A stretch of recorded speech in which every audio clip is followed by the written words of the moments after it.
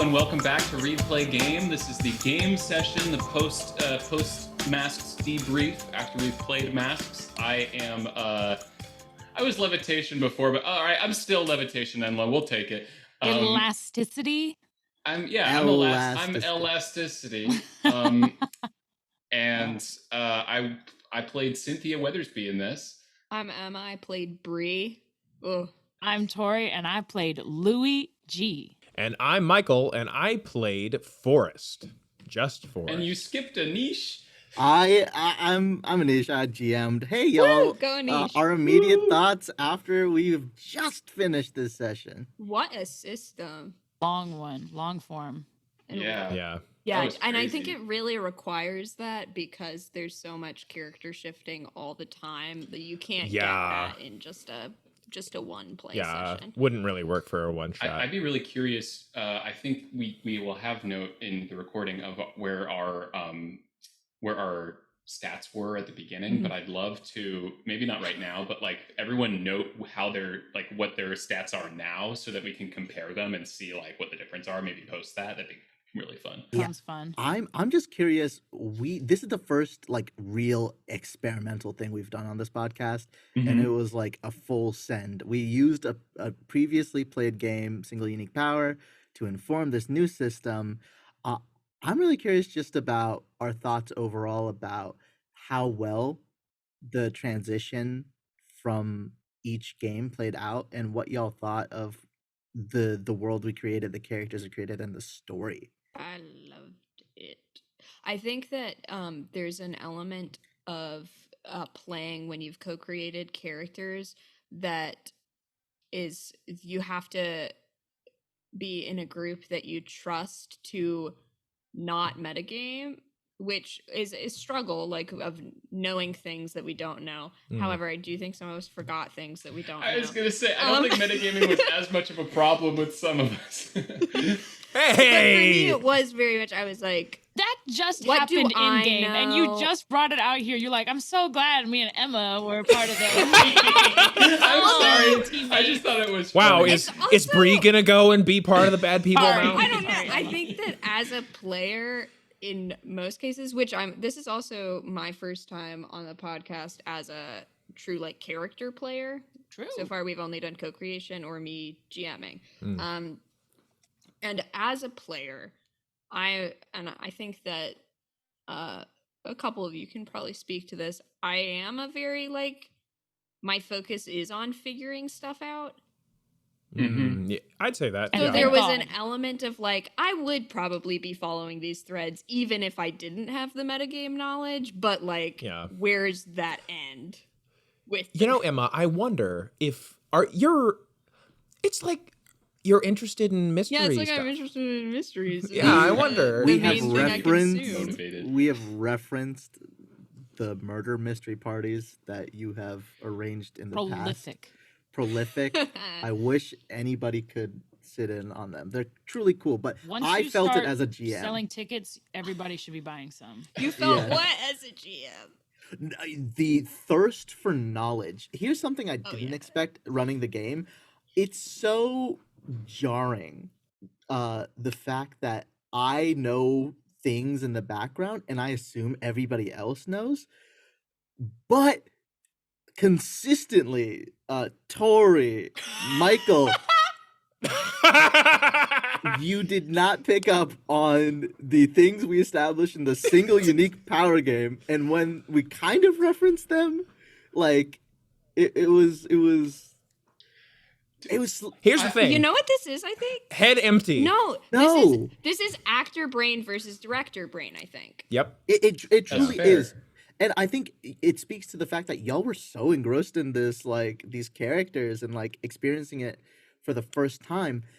And on top of that, I love that y'all came up with theories about what plans were unfolding. You're like, I told you now 3 times, but it was interesting that you kept coming up with No, genuinely. Here's the thing.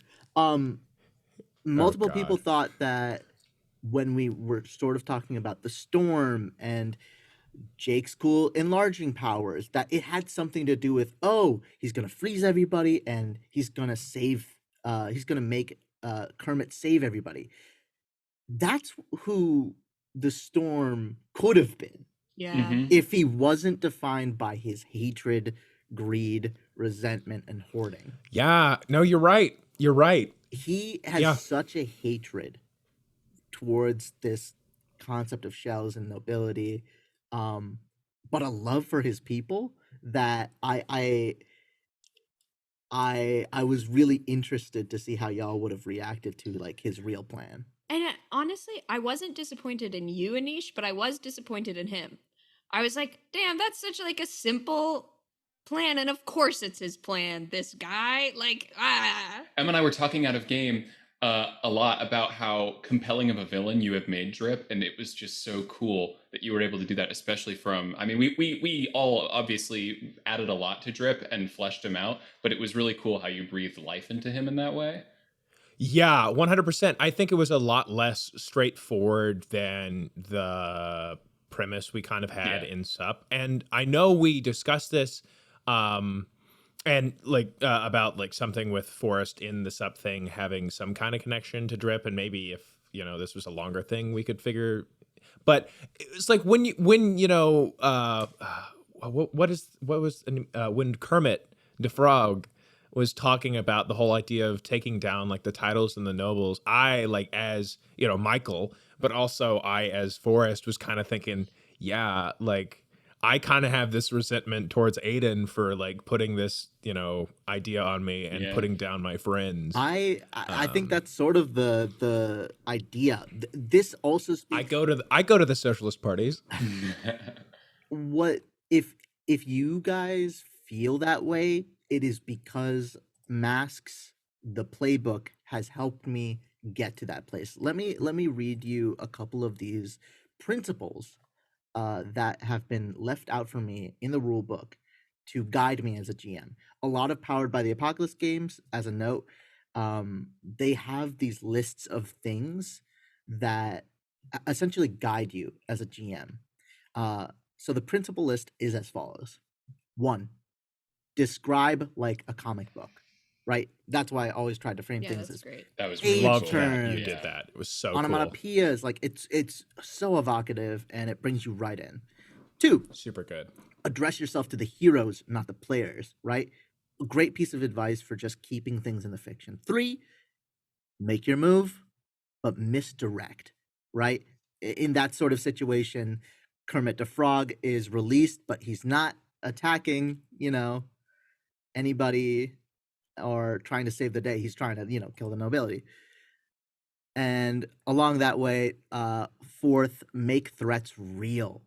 There was always a threat, and I think there could have been terrible consequences should have things gone wrong. And superhero fiction often doesn't really shy away from those consequences. Like it often takes a zoomed out approach to consequences. Like blocks of cities are destroyed. Infinity War, half the population turned to dust. Yeah. These are Spoiler. terrible. Hey, you know what? That's a joke. Some people might not have seen it. I don't know. I also lost track of the numbers. So I'm just gonna keep reading the principles. 1, give up to fight another day. I think that's something that Drip has certainly tried to do. That's always, I think that's a really great move for villains in general that sometimes feels hard to do as a GM, because it can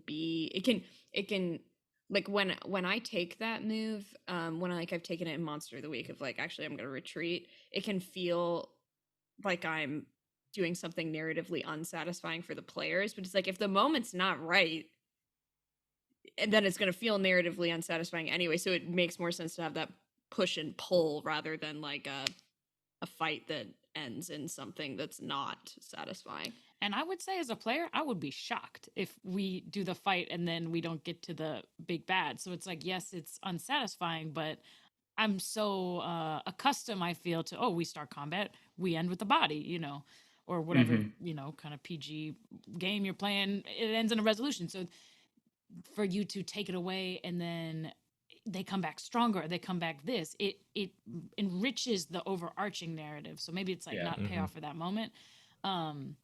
but I don't know, on a player side, that it would be unexpected to me and probably better in the long run. Were there other principles? Yes, a ton of other. Another is treat human life as meaningful, and I think that was really important for the villains to like that they're not like terrible people. One is a Yeah. thief who's stealing because he's trying to support his family. Another's a guy who just wants to get his crab business started. Justice for him. Justice for Jake, for real. And I talk about something I did not expect happening. Like I thought you would confront Jake, maybe interrogate him for answers. Not at all, and that changed quite literally a lot of things. Jake was that a I had prepped. small fry who made big fish. I mean, because Really. we didn't even get a chance to really. No, not at all. You could have. You truly could have. Y'all had super he's just speed. like, win. Not at all, except yes, you absolutely could have. Oh yeah, I guess we kind of tagged behind him rather than be like, "Hey, what the fuck are you doing out a here?" stealthy Yeah. approach, which led to an awesome outcome. Yeah. I'll say the next one is make super seem outlandish, creative, and cool. We already did that in single unique power, and it really showed this game. The next one, give villains drives to feature their humanity. And if y'all felt that impact, it's really because that was a core principle for me in creating the villains. The rulebook has a whole section on villains that I'm sure we'd like to talk about in our larger discussion. Mm-hmm. Here's the thing that I loved. This was a gift that the game gave me that I fully leaned into. This principle says, make adults seem childish and short-sighted. It really applies to just about every single one of the adults you met. Yeah. Yeah. It's I think there's a tendency to view narratives around teenagers and like youngins, I suppose. And what I like about like narratives about young people is that good narratives don't demean them, and oftentimes they have a knowledge and wisdom that adults don't often have. And y'all did a great job, really challenging that. That really makes me think about a series of unfortunate events. That's what it reminds me of like all the adults, even well-meaning ones, even the good ones, are just disappointing in how you want them to be more capable and wiser than they are. One of my favorite story points in Static Shock, which I think one of the best examples of like, teenage superheroes, is suddenly, they got these powers and this big thing. Suddenly people all across the city start losing their powers and they're like, what's going on? And it turns out this guy is like, I'm curing everybody. This isn't going to be an issue anymore. And there's just this big conflict as people are like losing their powers and like this, like who am I now that I don't have this stuff? And I think that's a really good example of like this idea of just the difference of what people think. And I think you did a really, really good job with that, especially with like Aiden. I thought was fascinating. I was like hating Aiden. I was like hating Aiden I was both like, of them. I was like, damn, what an asshole. Can I tell you, I thought of Aiden initially as a much more sympathetic character. Yeah.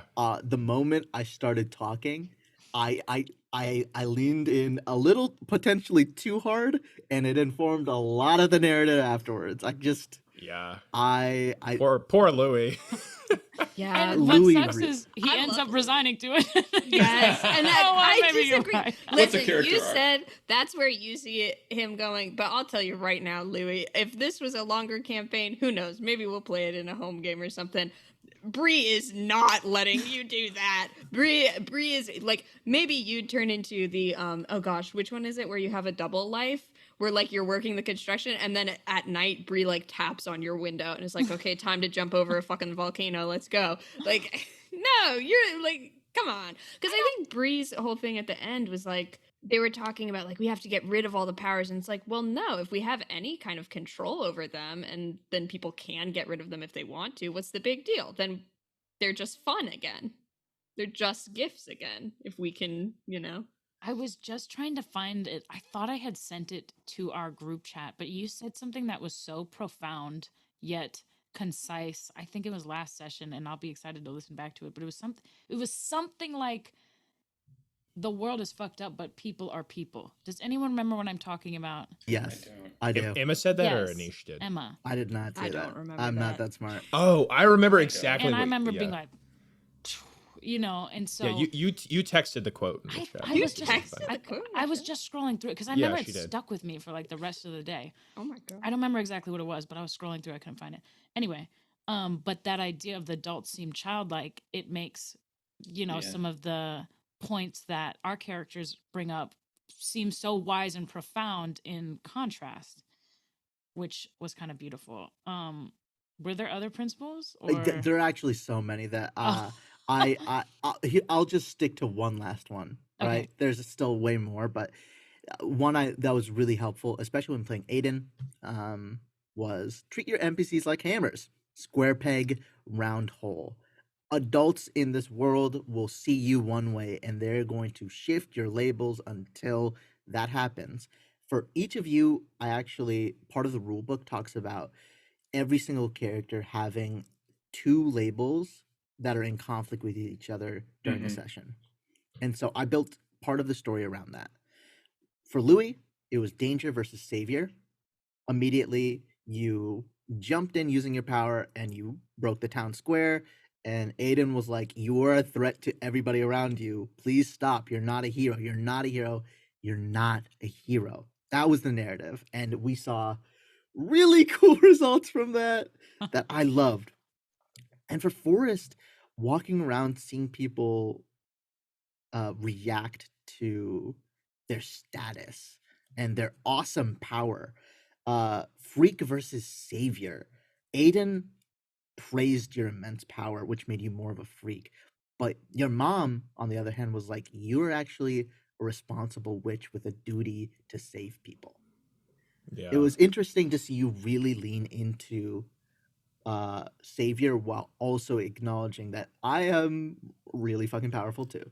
I think for me, part of it was one, outside of the game, I feel like I usually play characters that are a lot more freaky, so I wanted to do a little bit more of a traditional hero type thing. But also, I think partially I wasn't, and I think this kind of helped the character a little bit because part of me wasn't exactly sure for a minute who Forrest was as a person, and I think that kind of made sense with the whole idea of them getting pulled back and forth from Aiden and from Sarah and from all of these expectations and all of the changes going on.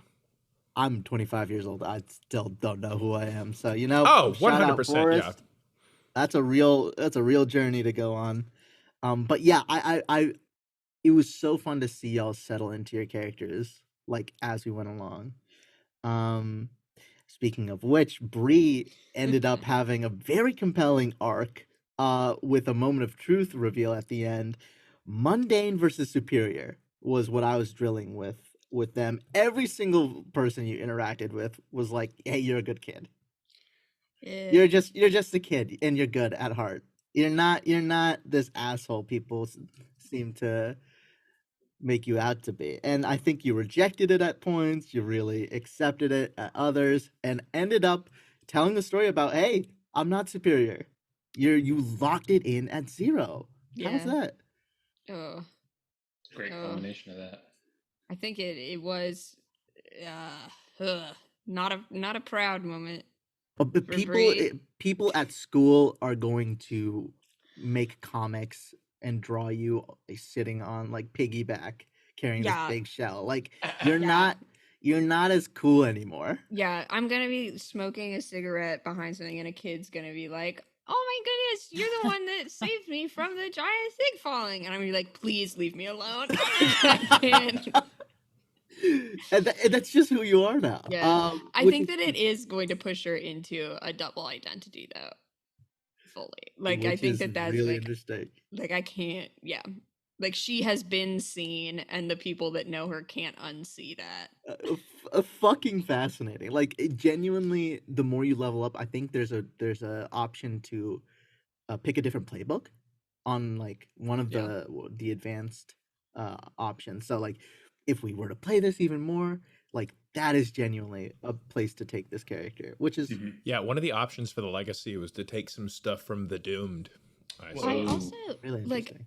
I didn't in deciding to put my superior at 0, my mundane at the end of the session was up to 2, and I was in between. I was like, I could, you know, tap that one and make that the one that's locked in. And I was like, I don't think that that's it, because I still don't think that she sees herself as like very comforting or like a normal person. I think that she's just gotten to a point where she can't see herself as above other people.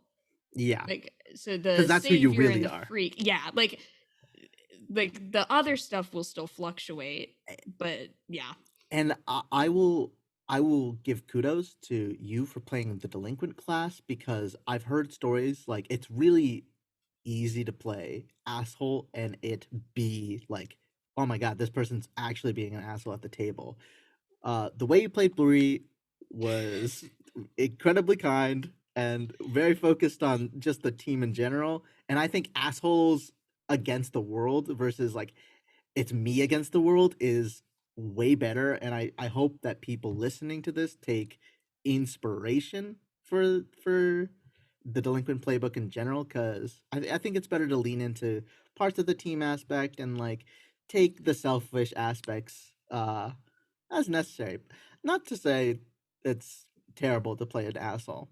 Yeah. That's I just an asshole. I think it was also fun. Like, part of the reason why I was interested in the delinquent and was okay with playing the delinquent, because it's I don't know if anyone can tell, it's pretty against type for me when I play characters, and she kind of morphed into, any character you play is a part of yourself, and I don't play that often, so they're still very much a part of myself when I play them.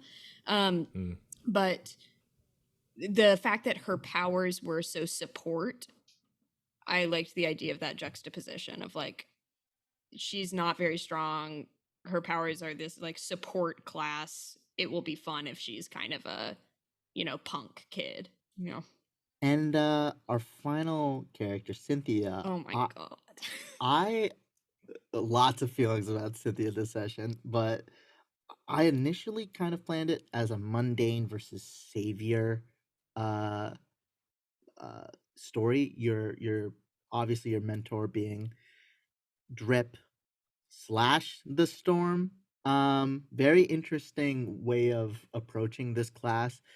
I, for anybody listening, do not recommend doing something as complex as this, because narratively there were a lot of like it's moving very parts. hard to juggle. It was a fun experiment, and I think it worked for our story. And I think it very much worked for this contained thing, which is why, like, I think if we were to play this for longer, I would probably not even play Cynthia anymore. I could play what's his name? I could play Kermit. Like There's 100%. there's Kermit a is fun the there's a fun reform. yeah, the reform. There's a fun playbook yeah. in the expanded the extended options, which is like I a looked through villain that, that's reformed into a hero, and I think that would be perfect going forward if this were to go forward. But I think Cynthia, had that arc, and that was very limited because you can't really carry that on for a long time. Like, oh, I'm hanging out with my mentor, but I don't know they're evil, but I, the player, know they're evil. Yeah, and this was a little bit more difficult. I think we had like conversations in the narrative, like you and Drip at his shop, talking about like him encouraging you to stay humble, compared to the superior Aiden. But it wasn't necessarily versus superior. He tried to question you about whether you really wanted to be a hero. And like when you said that like you had something nice going on with this group of people, he pretty much was like, remember where you come from, but don't let me tell you what to do, right? Which is interesting because in contrast, by the end of this, he's wearing the mask and is full display sharing his opinions. The real way to save people is to fucking take down this system, and you accepted that. And I think what an interesting narrative we've I gotten. I think in her head she's definitely like she definitely agrees with a lot of stuff he's saying, and I think that she sees this, you know, with having pierced his mask and like seeing how she can get influence over him. I think she's very much seeing this as a power play on her part.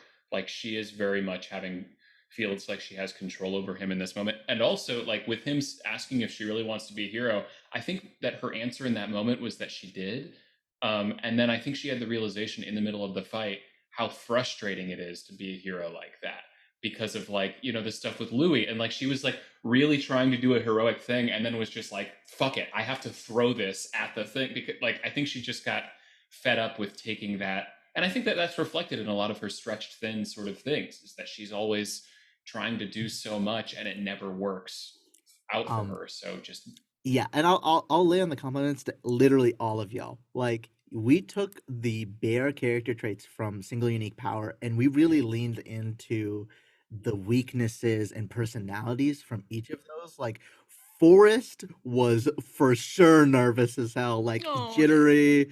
But despite that, that kindness really shone past. Like, yeah. yeah, Forrest is definitely the person who raised money in the wake of the attack. Like totally nailed that. Total hero.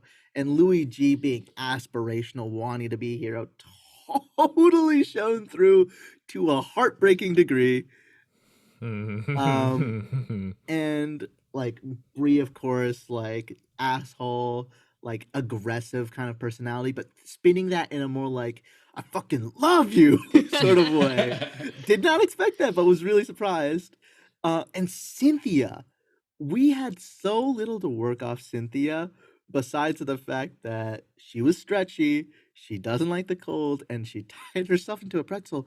But her personality was rigid, and I think we saw that shine through in the conclusion really well. Yeah. And it was kind of the implosion that this group kind of needed?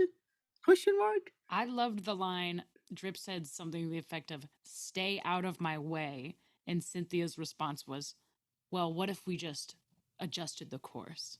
Like, I'm not trying to be in your way. Yeah. There's just a better way we could do this." Yeah. Which is so interesting. And I have a lot of hesitations, and I had a lot of hesitations, especially coming into this sort of session.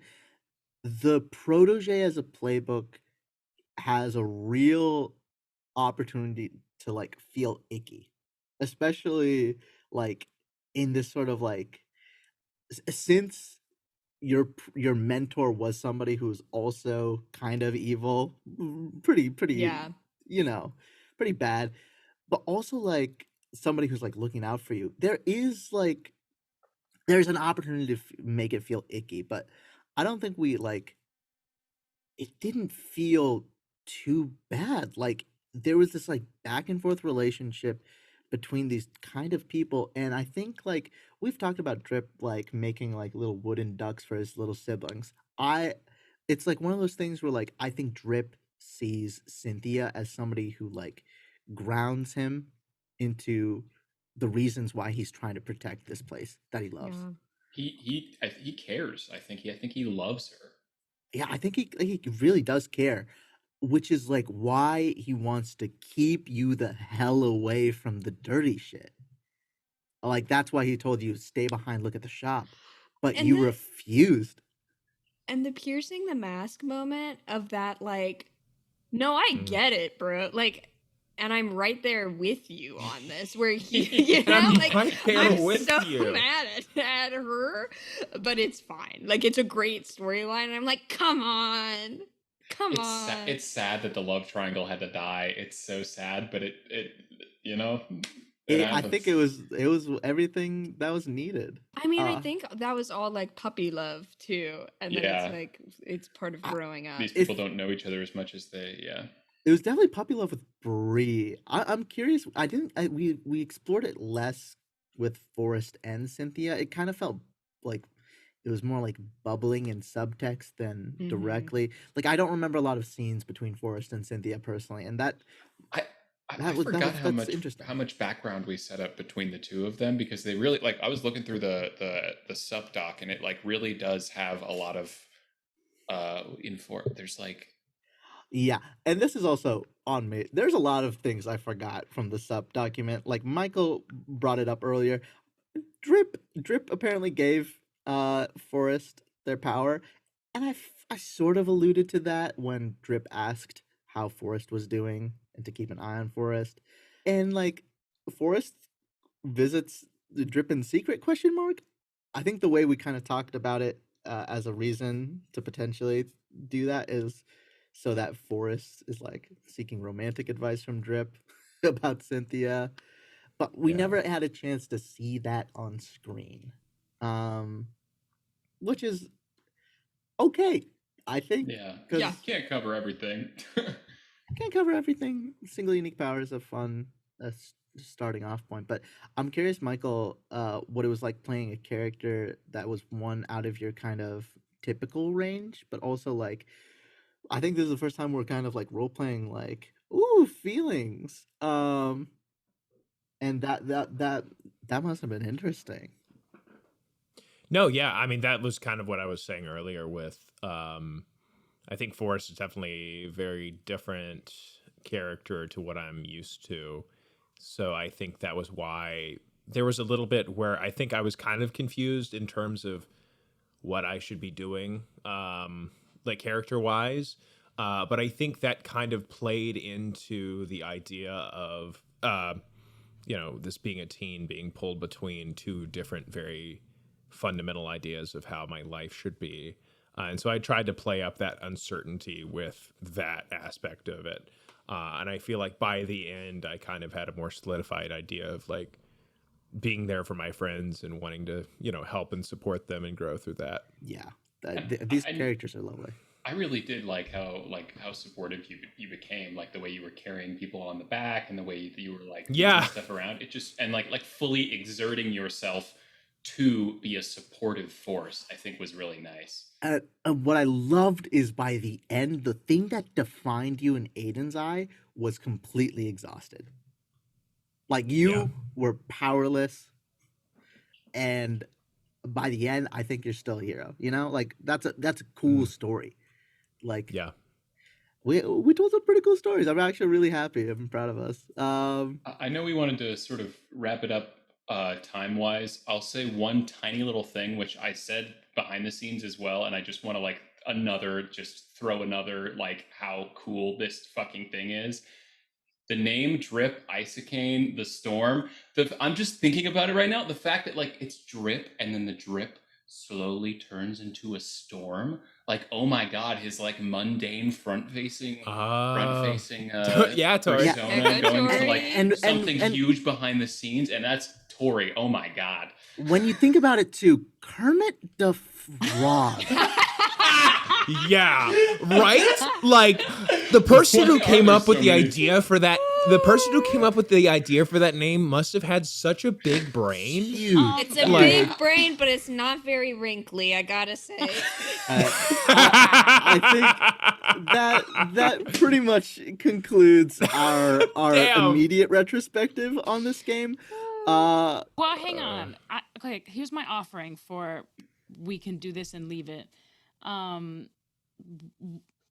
If each of us got like 30 seconds or 60 seconds, they would do that in theaters sometimes where it's like, or examples where it's like, you have to speak for 60 seconds and then none of us can, you know what I mean? Mhm. Comment on it. If anybody has any residual thoughts, and maybe it comes to you, maybe it doesn't, but does that sound good? Okay. The only thoughts I really wanted to give props to is the fact that, and it had always been some kind of cool irony that Drip had spent his whole life diving underwater for shells and then finally finds the shell and the power is breathing underwater. So that was already its own thing. And so for one of the ending tableaus to be using that same power that made him so bitter to chip away at the undoing of this whole thing where it started, it was such a neat circle, you know what I mean? It already was cool that you've been diving underwater for this thing, and the thing that you get allows you to do the thing you've already been doing. But then what if you find that meteorite? Anyway, so I loved that.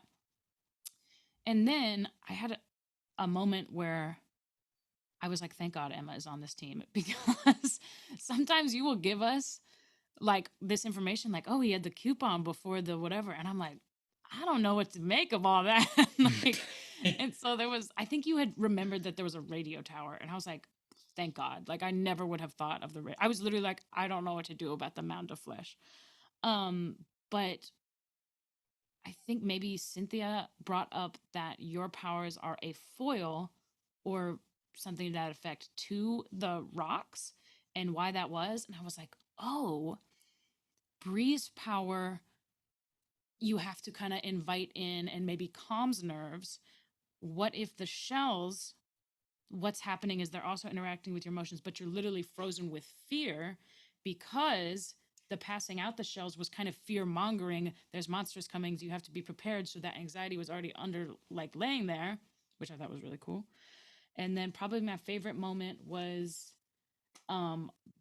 maybe the last fight Louis and Forrest got in, which was we had the shells we had to deliver to Aiden, and Louis still pretty bitter, and Forrest says, well, what if we just took them together?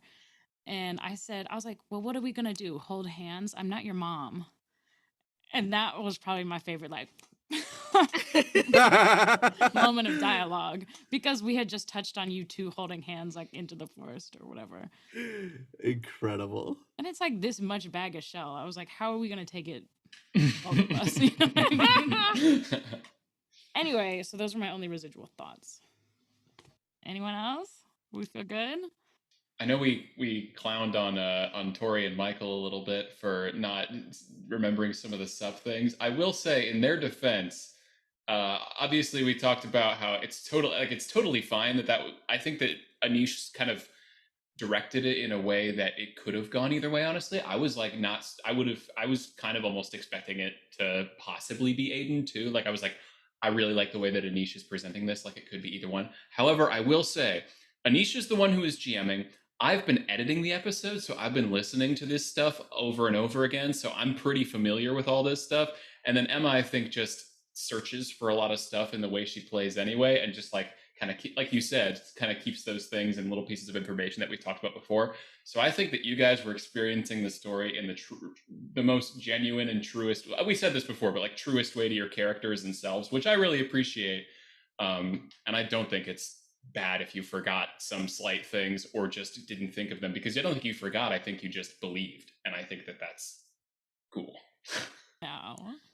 I can go. Well, off of that, and this is bringing it back to, because I think I said this earlier and then I didn't really explain what I meant, with like the actor brain versus the director brain. And this depends. I don't know if this will be usable for podcasts because it's a more theater specific thing, but like I found as I was practicing directing and getting better at directing that I became a worse actor, because, and I think I'm a pretty good director. I think that was probably the thing I was best at by the end of my theater career.